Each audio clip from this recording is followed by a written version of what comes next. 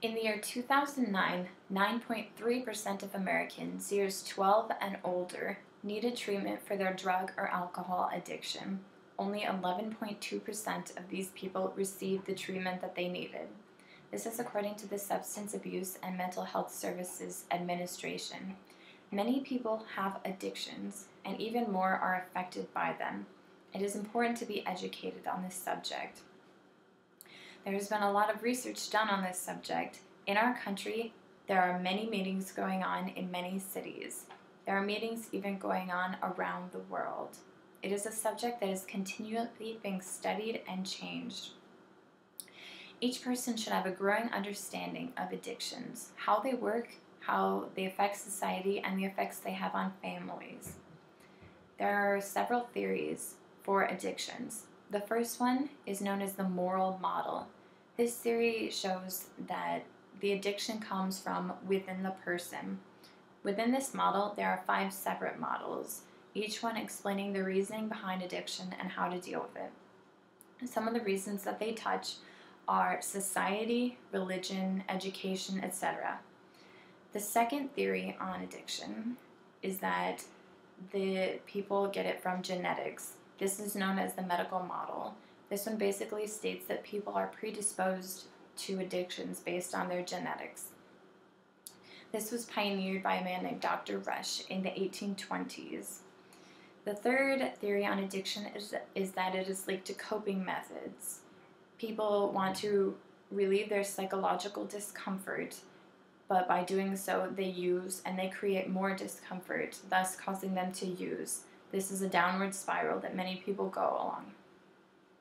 The fourth theory, and most recent, is known as the biopsychosocial model. This one combines characteristics from the 3 previous models. Coping with an addiction is a constant inner battle. It not only affects the person who is addicted, but also the lives of the people around them. Addiction has been called a family illness. There have been connections that have shown connections between dysfunctional relationships and addictions. People end up with addictive behavior who've been in dysfunctional relationships. One theory within this is that people pass down through genetics their addictive behavior. The other one is that parents pass down dysfunctional coping methods to their children, resulting in addictive behavior. Children are likely to reproduce what they see in their parents. This includes addictive behaviors. There's a behavior role theory from Lewis, 1994. He states that these are the role behaviors in an addictive family.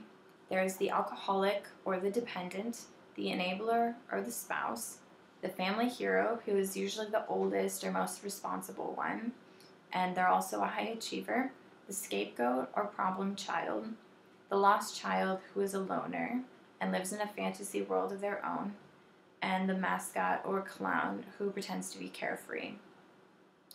Families are starting to play larger roles in treatments. Family therapy is increasing every day. It's becoming very popular. There are several forms of treatment. Some of the more traditional forms of treatment are detoxification, methadone maintenance, outpatient programs, intensive outpatient programs, therapeutic communities, Alcoholics Anonymous, Narcotics Anonymous, halfway houses, and chemical dependency programs, such as rehabilitation centers.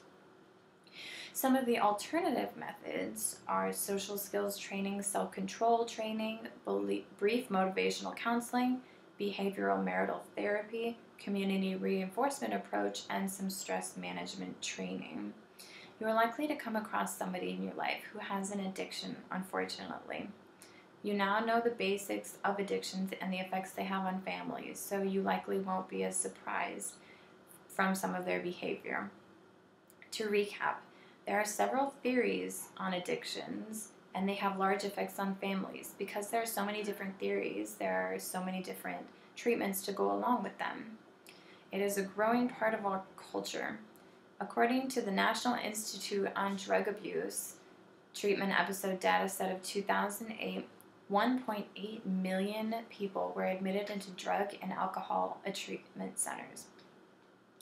According to the General Service Office of 1987, Alcoholics Anonymous had 1.5 million members and over 73,000 meetings weekly. Imagine what the numbers have gone up to in 2012.